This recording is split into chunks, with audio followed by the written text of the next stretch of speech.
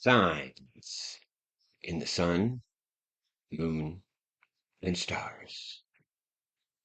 At the foot of the bride. Welcome back, family.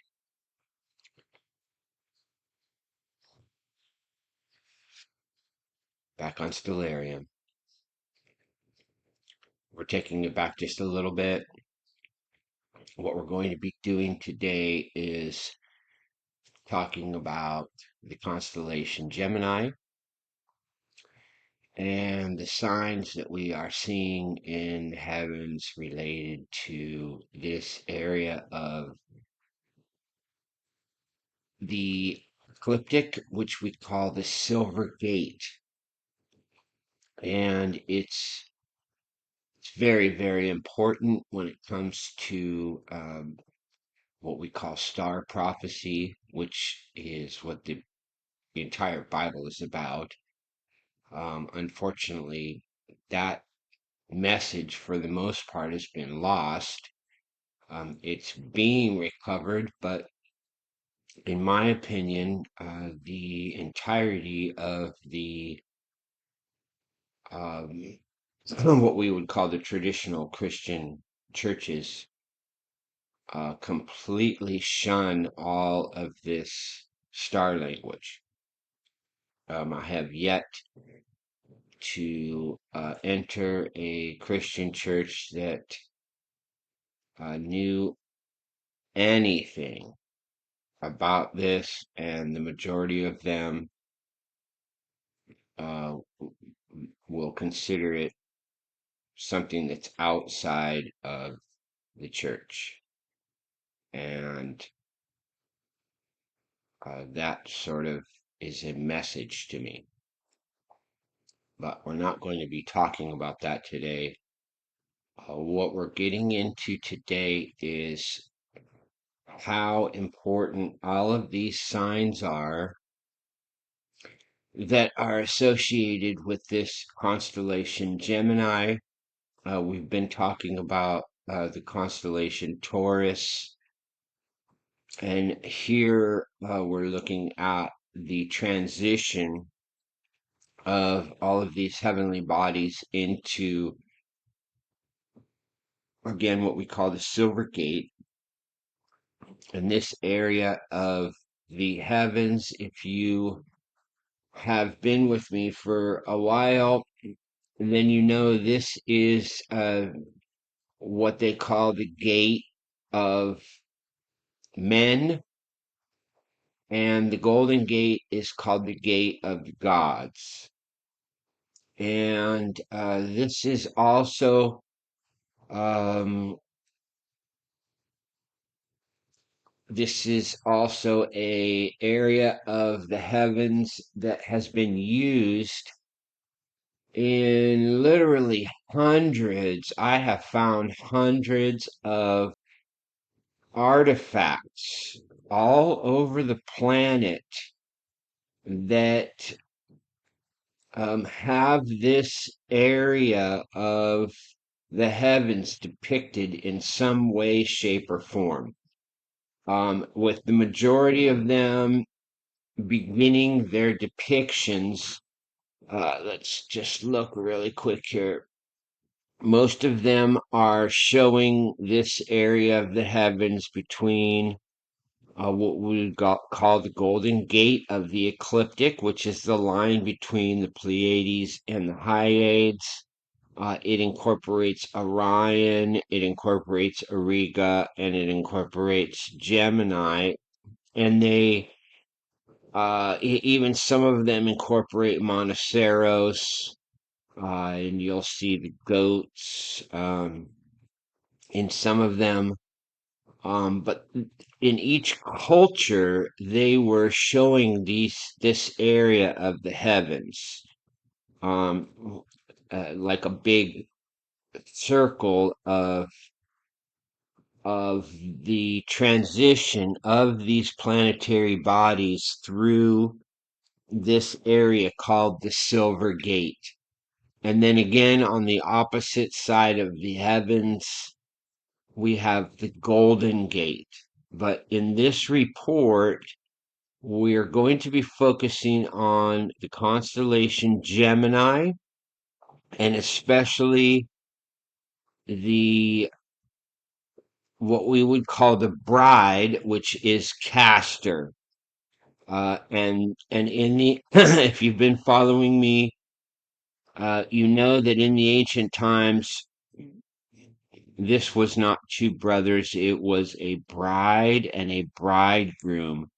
So what we have here is Pollux as the bridegroom and Castor as the bride, and we're looking at some signs that we are getting with these planetary bodies, or what you would call in ancient terms wandering stars.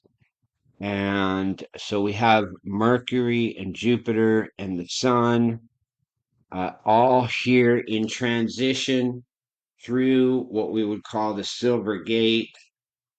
Even the location of where Mercury is still within what we would call the gate. And if you use some different star software, you can really see how wide the Milky Way is with its cloud formations and its coloration. It goes all the way out through almost the backside of Pollux, through the middle of Monoceros, um, and then it goes all the way out through Auriga, and through the horns of Taurus. And you can really see it on some different software. Stellarium doesn't really give us the view that allows us to really see it. If you pull back a little, you can see the coloration of the Milky Way, but it doesn't really do it justice like some other software. At some point, I'll probably just pull some of that up and show you how detailed that is in the heavens. But this area is what we're focusing on. This transition from Taurus to Gemini, and that is called the Silver Gate. And what we're going to be talking about is this Comet Biela, and it really gets in. This goes deep, family. Um, and I'm not going to be able to do this in one report. Unfortunately, my schedule is crazy right now with the amount of work that I have, and with the work that I do. Unfortunately, it's like summer kind of business only, and it loads up. And once June hits, I'm usually buried until October, and have to try to get in as much as I can. Otherwise, the rest of the year is pretty much nothing. So I want to take the time to do these reports, but I'm going to have to break it up into maybe a part this morning and another one this evening to get this all in, because there's so much to present. I can't keep up with how much is going on, but I'm going to do my best to bring some focus on some of the things I don't see other um, watchmen showing in the heavens. So let's dig in and do a deep dive into this Silver Gate and the constellation of Gemini. The first thing that I want everybody to notice is let's go ahead and go forward just a little. If you look, Jupiter on this day, this is going back to 613 So we're looking at just over 10 days ago. We're looking at Jupiter coming into transition with one Geminorium, and this is the foot of the bride. We can pull back and we can see how Jupiter is right at the foot of Castor, and we have Mercury in transition to align directly with Castor. And this is really important. Let's go ahead and move it forward. I have to stay focused on Biela, otherwise we have that potential of losing Biela. But I want to uh, bring focus. Um, we're going to just go ahead and run it. And we'll look at it here. Okay, so we have Mercury had just aligned. Let's go ahead and look at how close this is. Okay, so we have direct alignment with Mercury. This is essentially, we can look at Mercury as one of the messaging angels. This is, as always, when we see Mercury make an alignment, it's a message. And then we look for um, other signs that are associated within either the same constellation or the same area that help us to determine what the sign means. So we can see that there's a message in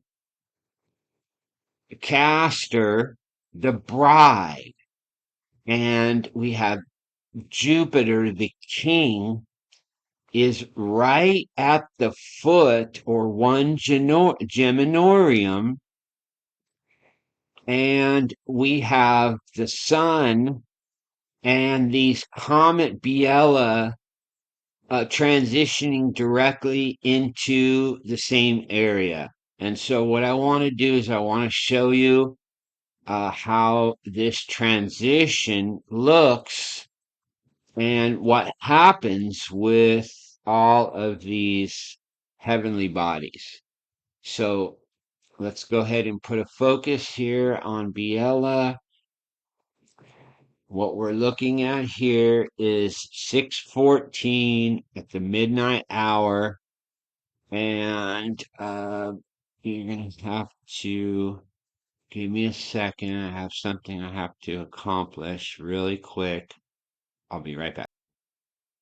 Okay, so we have Comet Biela lined up with the sun, and we can see how these comets, let's just take it a step back. We can see how these comets have transitioned through the horns of Taurus with the sun and Iris. We can see how Iris, the eye of God, directly through this area of the heavens. And as Jupiter passes one Geminorium or the foot of the bride, then we can see how now Biela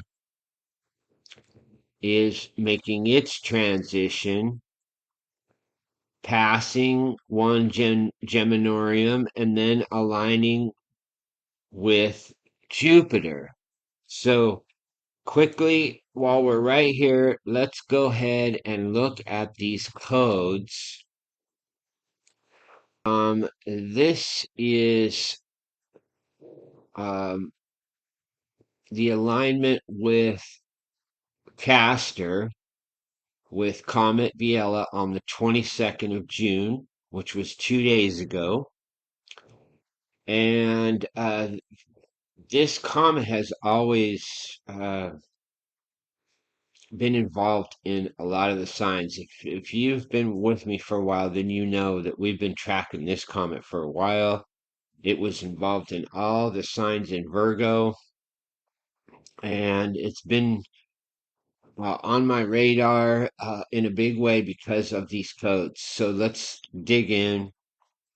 Comet Biela equals harpazo, bride of God, dedication, the door, remnant, Philadelphia churches, get ready.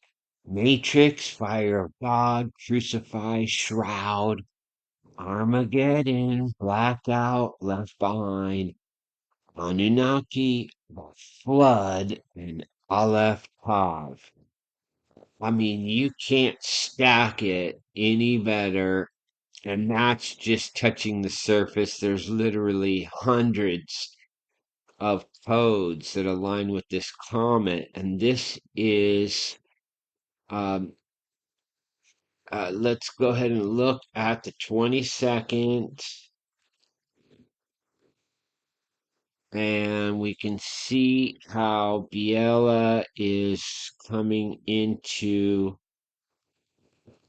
alignment here. On the morning of the 22nd, we have 3D Biela, and we have Jupiter. And on the same day that Biela aligns with, I mean, you can't, this is just incredible, family. Look, we're here at Castor, which is the bride.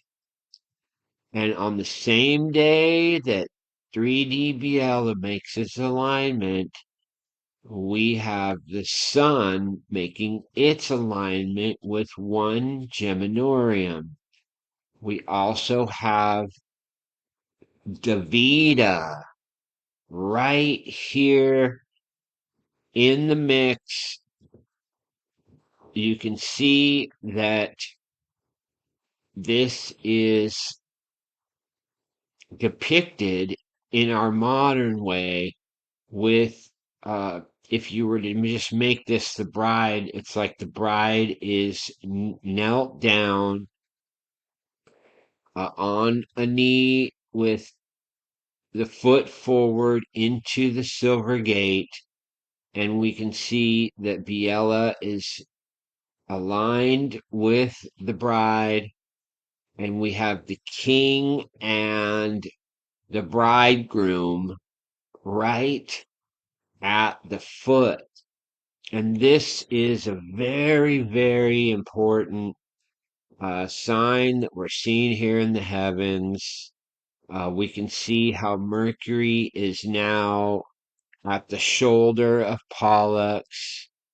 And one of the important things that I noticed with this sign is this to me is essentially a harvest sign. And the reason I say that is if you look at Pollux and you've done any Mazzaroth research, they usually depict him with this tool of harvest. And some will call it a scythe. Um, it can be called many, many things in different cultures. This one is not your traditional scythe. It's a very small scythe, and it's typically used for reeds and thicker grasses, any kind of, it could be used for corn. Um, if you do your research, it's not your typical grain scythe. It's They used it for grapes a lot.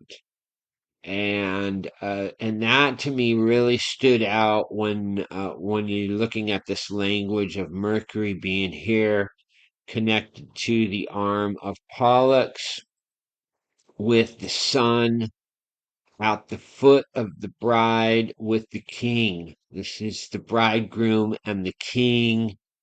And then we have the language of 3D Biela. And what I wanted to point out is I noticed some very important things. Let's go ahead and take this back. And I noticed that um, on this alignment here, right here, on this alignment, fam, we had this. Let's go ahead and make this a little bigger. Okay. So on the 13th of June, this is what's reported. Israel's historic attack on Iran, a detailed breakdown of the 14-month buildup. Although June 13th, 2025 will go down in history as the date that changed the Middle East forever, likely even more than October 7, 2023. The truth is that the real dates that had already shifted the course of history were April 13 to 14, 2024. So I'm going to go ahead and connect this. You can go ahead and read the rest, and there's other news that's associated. Um, but I wanted to point out something that's strange to me. I'll just say it that way because I know how important um, the star language is to the elites and the power brokers that use this kind of stuff to empower their rituals. And I noticed that on this alignment, you had Israel attacking Iran. And then on the 22nd, when you have the sun make its alignment, um, you have,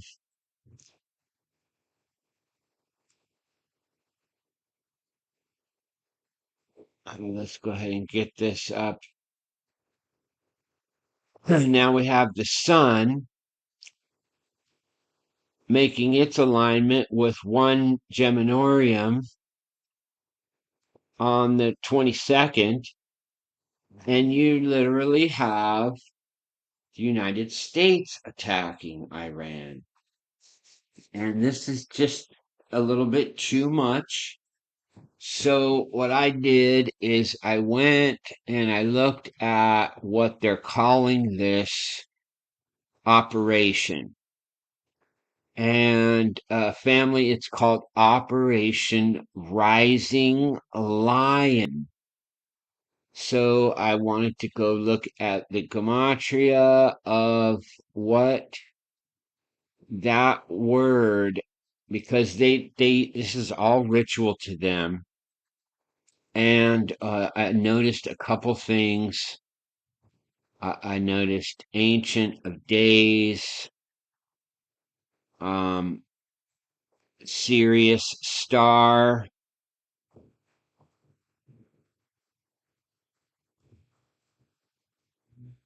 and then this was really, really impactful.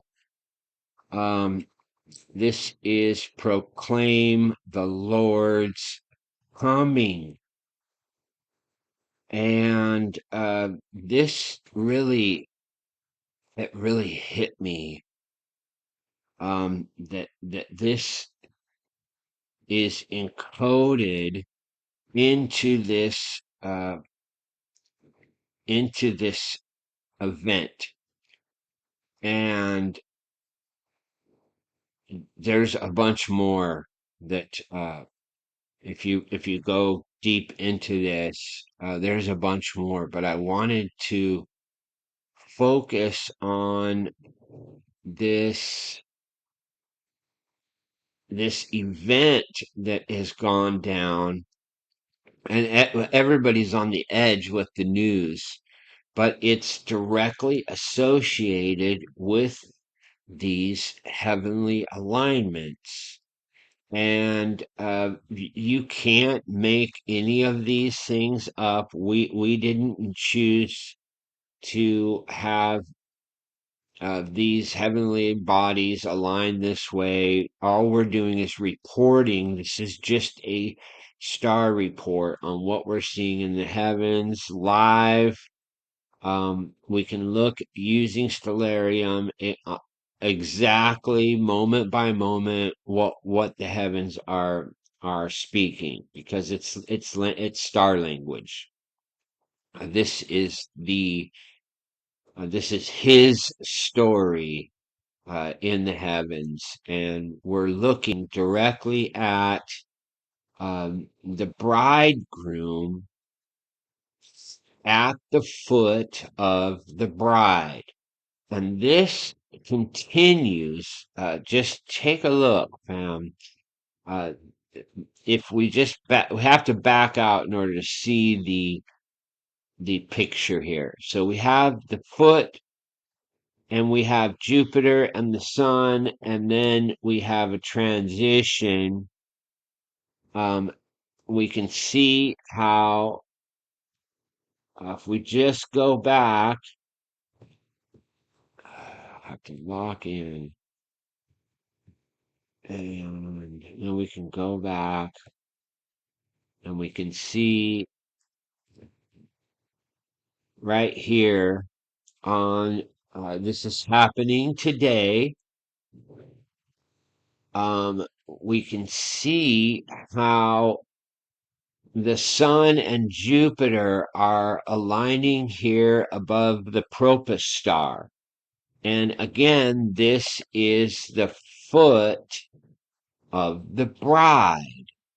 And now we have both Comet Bielas directly, basically at the other bent knee. And we have the sun aligning with the king right at the foot of the bride. And now we have Davida about to make its alignment. I'll be reporting on that in the next um, Mazzaroth Decoded. We'll be going into all of that language, but this is a special report focused on the foot of the bride and the signs that I'm associating with the wedding. These are the wedding signs. This is what I would consider the final wedding signs. We have right in the Silver Gate at this exact same time.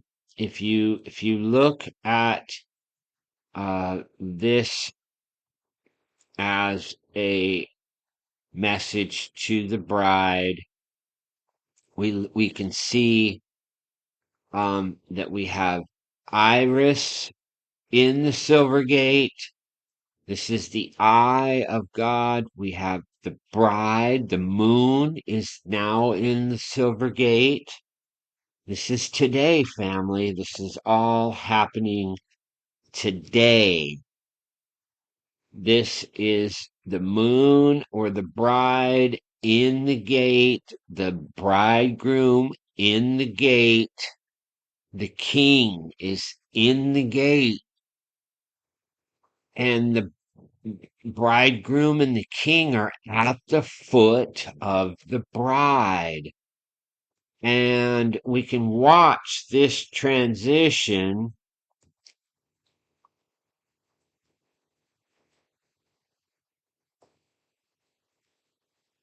and we can see how the moon comes directly. Let's just take a look at this. The moon is now in the bent leg tomorrow morning, early AM. We see that, first, let's go back a little, because this other sign here, tonight, we can see that the moon is in the hand of the shepherd, Ariga. And this has always been a very important sign to me, because if you've studied the constellation of Auriga and the constellation of Orion, both of their arms are in the middle of the Milky Way. And as is the foot of the bride. And so we have the shepherd and we have the mighty Orion. And this is like the gate that all of these heavenly bodies pass through. And we can look at this also as like a great uh, marriage threshold that that the bride is bent at knee and is right there, and now on these days we have the bridegroom at the foot of the bride. And with everything aligning this evening, with all of these signs, it brings very, very, very, this is some strong um, language for the bride and for the marriage. Um, and this is something that we need to really take a look at. Um, we have Mercury in transition into Cancer, um, and we have the moon is about to do the same thing. I believe Mercury is in transition into Persepe, which is the sheepfold. And that is going to be something that's very important. We're going to be doing a report on Mars and Mercury and Davida, and there's a couple other really, really important signs that are about to make their alignment. We're going to be doing a report on that, but this is the foot of the bride is happening right now. We can see how. Let's go ahead and pull this up. We can see how right here, which is this evening Pacific time. I believe that's about 6:20 or so. We can just say 6 o'clock. We'll pull it right back to this is 6 o'clock Pacific time. This tomorrow PM. We're looking at the moon. I mean, you can see this is some very, very strong language lined up all within CASTOR. You have the moon aligned with the constellation. You have the Comet Biela, as if uh, they're in the bent knee. Davida also taking a knee. The sun and Jupiter all at the foot of the bride.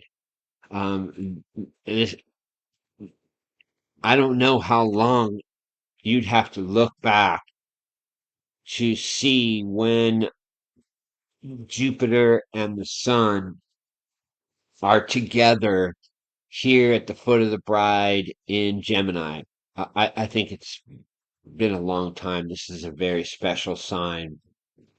And when you have these comets that are right there shining and showing that there is a sign in this constellation, and then you look at the codes. It's just look at the number one code and then the number two code, and you just keep going down the line, and you start to really realize that this comet has been involved in all of the signs that we have found associated with the escape of the bride. And that is really, really strong language for um, when we're looking at these things in the heavens. We have to take into consideration all of the associated signs. So we got Mercury transition through the bride and the bridegroom pollet. And now we're seeing all these other signs lining up strictly in CASTOR, which is the bride.